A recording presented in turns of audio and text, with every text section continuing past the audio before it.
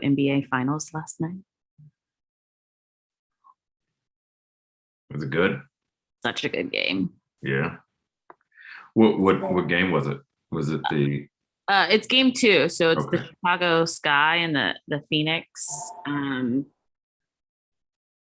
forget Mercury. Phoenix. Mm, okay. They were in it when we won, I think, and they almost beat us 2 years ago. Yeah, they're really good. They're really good. They've been good. We kind of got, we pulled it through, but No, it's just so interesting to like watch the longevity of WNBA players who you've looked like, Diana Tassari, like I've been following her since college and she's Yeah. still playing. my dad and all his like brokenness for whatever reason had season tickets to Mystics, their first like probably 7 seasons. It's good basketball. I It know is good people like basketball. give them like a hard time or whatever, but like the games are good. Yeah. How did the Mystics do this year? It was a struggle. It was a struggle, but that's okay. I mean, I feel like you can't win every year. You can't Yeah. be dynasty every year. So Yeah. As long as you don't fall into the Washington football team, deal where you're like one of the roughest teams every year for a while. We still have hope every season, but didn't they make the playoffs? I couldn't tell you. So this is my first year in like 4 years not boycotting NFL, but now I don't have any time to watch it. So like I'm technically not boycotting it, but I also have not seen a single game. Oh, Yeah, wow. but they might have made the playoffs last year. Who knows? I have no idea. All right, council members, we are live on YouTube. I just promoted council member Trayon White. Council member Pinto may be joining us shortly, but my recommendation, council members, given the timing issues we discussed around the filing of the first measure, is that we go ahead and proceed when you're ready, and I can go ahead and start the recording now. All right, then let's go ahead and get ready. Just let me.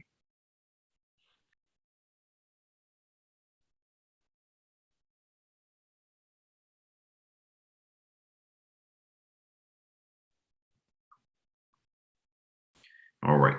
Good morning. I'm Robert White, council member at large and chair of the Committee on Government Operations and Facilities. Today is Thursday, October 14th, 2021, and we're meeting remotely via Zoom teleconferencing platform. The time is now 11:05 a.m., and I'm calling to order this additional meeting of the Committee on Government Operations and Facilities. We have a quorum consisting of at-large council member Henderson, Ward 1 council member Nadeau, and Ward 8 council member Trayon White. Today, we're considering 2 measures: proposed resolution 24-311, the Commission on Fashion, Arts, and Events, Maud Okra confirmation resolution of 2021, and B24-294, the Wilkinson School Disposition Act Authorization Act of 2021. Our first measure would appoint Maud Okra, a Ward 6 resident, as a member of the Commission on Fashion, Arts, and Events for a term to end April 15th, 2024. Chairman Mendelson introduced the resolution on behalf of the mayor on June 24th and referred it to this committee on June 29th, just before the council entered our summer recess. We held a public roundtable on this nomination last Thursday, October 7th. The Commission on Fashion, Arts, and Events has 7 non-voting ex officio members and 8 voting members appointed by the mayor. It advises district leaders on the needs and goals of our local fashion and beauty economy and works to promote our creative workforce through a variety of programs and initiatives. Based on last week's roundtable, I'm satisfied that Ms. Okra possesses the qualifications for appointment to the commission laid out in our law, and I anticipate that her experience in the beauty industry, as well as her passion for equity and inclusion, will enrich the commission's work. I appreciate her interest in joining the commission and hope that this committee will join me in supporting her nomination. Before we vote on the committee print and report, I'll flag for my colleagues that the print contains some changes made at the request of the mayor from the resolution as introduced. Ms. Okra was one of 3 nominees originally referred to our committee back in June, but for various reasons, the executive decided to withdraw the other 2.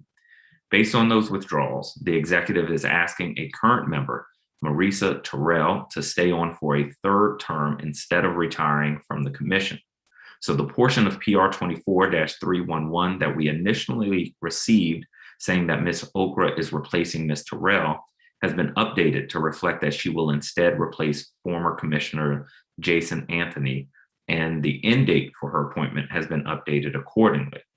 Working with our general counsel's office, we obtained express written confirmation from the executive approving these technical changes, which are reflected in the committee print circulated to members today. Is there discussion?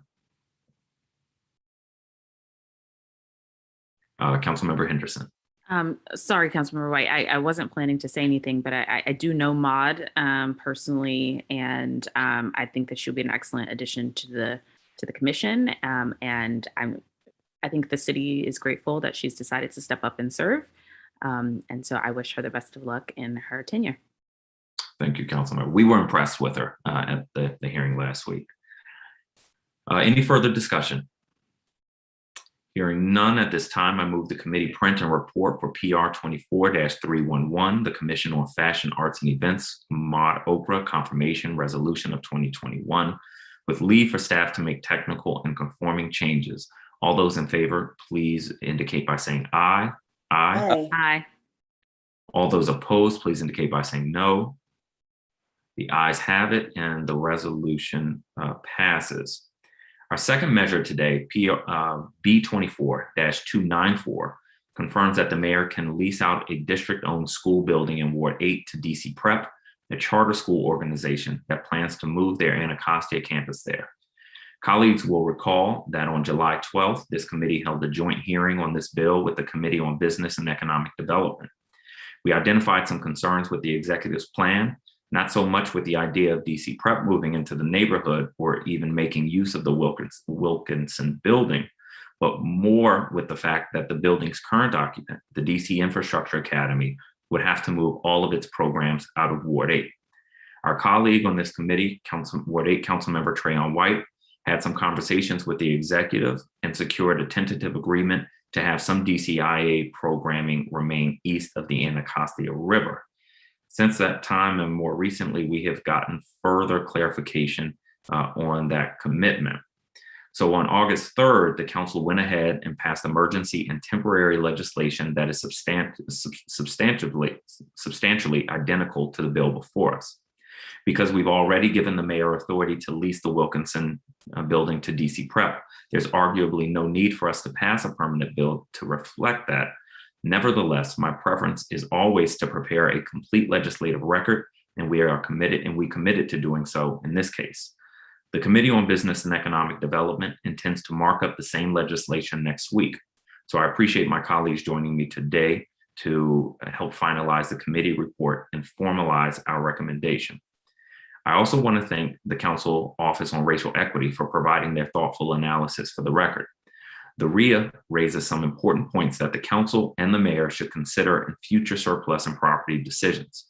First, we should carefully consider whether it is necessary to shortcut the public process established in DC Code. Second, as the chair of this committee, I have repeated many times, our school system needs a real master facilities plan. The chair of the council, Phil Mendelson, has insisted on the same thing. If the future schools facility decisions are going to be made rationally and in ways that reduce racial segregation, we need a comprehensive master facilities plan. We also need to hold the mayor to her commitment to putting 18,000 square feet, dedicating 18,000 square feet for DCIA and the American Job Center at Reunion Square by mid-2024 that many of us supported. But this effort has been spearheaded by Council Members Trayon White and Alyssa Silverman. Efforts to maintain at least some Infrastructure Academy programming in Ward 8 is important. Finally, we need to use this as a learning experience about the continuous flow of emergency legislation to the council from the mayor. These emergencies often force the council to make difficult decisions among intentionally limited options with damaging consequences on every side. In this case, we took the extraordinary step of accelerating a public hearing before the vote on the emergency and temporary legislation and committed to closing out this record specifically so we can learn from this record, including the RIA. In the future, we may need to take difficult votes as a council and a committee to force the administration to utilize the normal process. Is there discussion? Yes, Chairman. Yes, Councilmember Trayon White. Thank you. First, I want to thank you, Chairman Robert White, for your leadership on bills PR 24-0311 and also B 24-0294. DC historically has a rich culture that continues to flourish and grow with time, gaining national and even global recognition, and recommendations from the Commission on Fine Arts and Events to provide services to all awards. And so I would like to second the motion for Ms. Okra and the trust that she is a precious jewel and ensuring that we create equity as it relates to services and throughout the Arts and Humanities Commission. I also want to speak on the DC Prep. Through many talks and conversations with DC Prep, advisory neighborhood commissioners, and the community, we, with the current present Wilkinson School Disposition Authorization Act of 2021, I wholeheartedly support DC Prep and its aim with this new location at Wilkinson School. And it's important to remember to prioritize the relocation of DCIA, which is the DC Infrastructure Academy. We will ultimately be displaced and disadvantaged for residents in Ward 7 and 8. And so as a result, we work with the deputy mayor and the mayor to ensure that we keep a location in Ward 8. And so that location will be in Reunion Square, which is located in the Anacostia part of Ward 8, which another part of the DC Infrastructure Academy will be going to Spingarn High School. That's going to be more so the bus training and services. We should not have to decide between having a new middle school for education or having an infrastructure academy for adults needing training for workforce. I'm just excited we're at this place now. We found a happy compromise to ensure that we can have both, because we know both are needed in a city that's struggling to provide adequate education and training for our residents. I look forward to working with the administration and the projects to ensure this crosses the finish line. And again, I want to thank you, Chairman, also my colleagues on this committee for your commitment to education excellence here in the district. Thank you. Thank you, Councilmember White. Is there further discussion? Hearing none, at this time, I move the committee print and report for B24-294, the Wilkinson School Disposition Authorization Act of 2021, with leave for staff to make technical and conforming changes. All those in favor, please indicate by saying aye. Aye. Aye. Aye. All opposed, please indicate by saying no. In the opinion of the chair, the ayes have it and the bill passes. With that, Chairman? Yes. I have a correction. I want to make sure I correct myself in the Commission on Fashion, Arts, and Events. I'm sorry. I just want to make sure I'm correct in saying that. Thank you, Councilmember White. Sorry. With that, the business before the committee has concluded. The time is now 11:16 a.m. and this additional meeting of the Committee on Government Operations and Facilities is adjourned. Thanks, everybody.